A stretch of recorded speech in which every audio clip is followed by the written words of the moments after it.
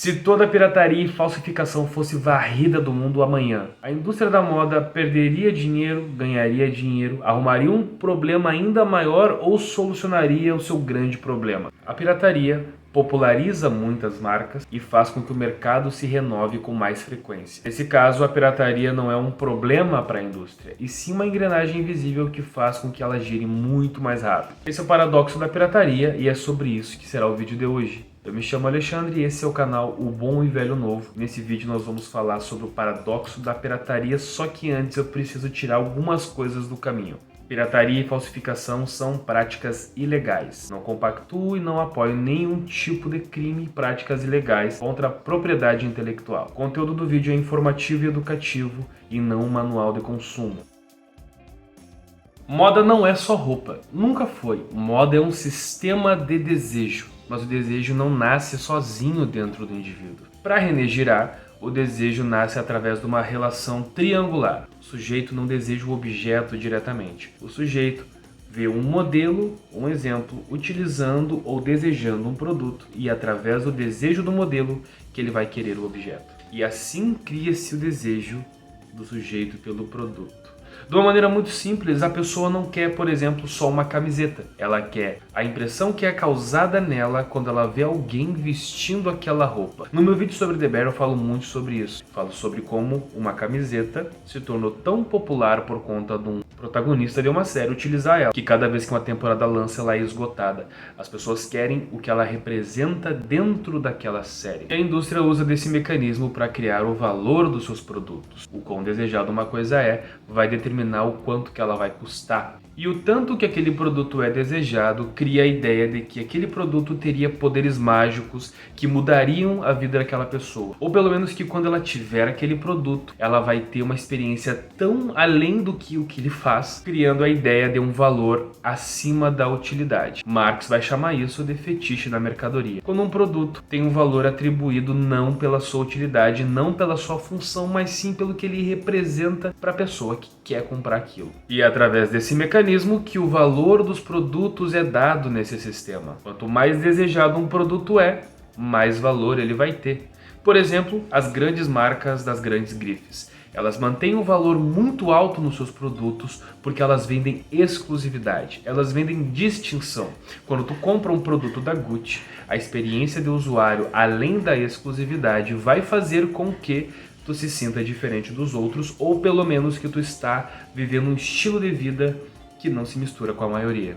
E isso faz com que a relação de desejo aumente cada vez mais e mais. Quanto mais um produto se torna exclusivo e mais difícil se torna o acesso, maior o desejo coletivo atribuído naquele produto, que de uma maneira cíclica aumenta o quanto que ele vai custar naquele sistema. A pirataria surge como um sintoma desse excesso de desejo, quando muitas pessoas querem ter algo ao ponto de que se torna viável criar uma cópia ou uma réplica daquele produto para ser comercializada para sanar o desejo daquelas pessoas que foi criado através da propaganda. Ou seja, a pirataria cria esse mundo perfeito onde todo mundo conseguiria usufruir daquele produto. Outro dia eu estava escutando uma música e me deparei com o seguinte verso. Cansado do tal de mercado, cansado da bolsa, cansado de ver meus compassa tirado de trouxa, com a mesma estampa de bolsa, Gucci ou Prada, comprada no camelô e ainda propaganda grátis. Essa música se chama Linha de Frente, do rapper Rashid, com participação do Dom L,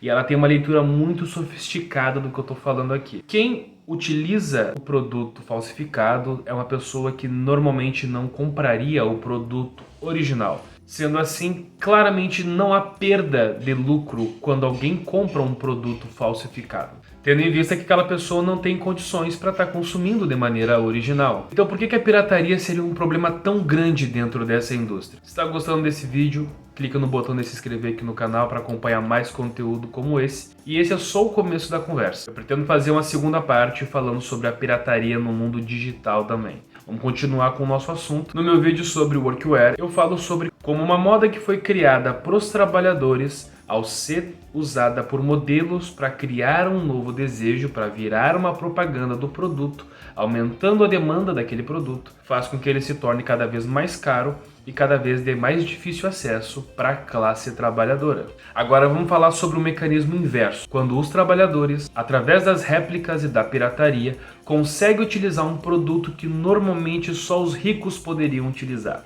O que impacto que isso pode trazer para a indústria? Que impacto que isso pode trazer para o público do produto original? E é muito simples. Se as grandes marcas de produtos caríssimos vendem exclusividade e distinção, quando nós temos várias pessoas utilizando aquele produto, nós temos uma redução desse efeito. A pessoa não está mais tão distinta assim no meio da sociedade, e com o usufruto dos trabalhadores sobre essa estética, ela deixa de ser desejada, ou pelo menos tão procurada por aqueles que têm grana para poder comprar o produto original. Uma vez que já não tem exclusividade, então o valor cai por terra. E o que a indústria faz nesses casos? Ela se reinventa. Então vai ser sempre lançado um modelo novo, um novo estilo, uma tendência nova, uma nova paleta de cores, tudo para recuperar esse espírito de individualidade, esse espírito de distinção e esse espírito de exclusividade para quem consome produtos das marcas mais luxuosas do mercado.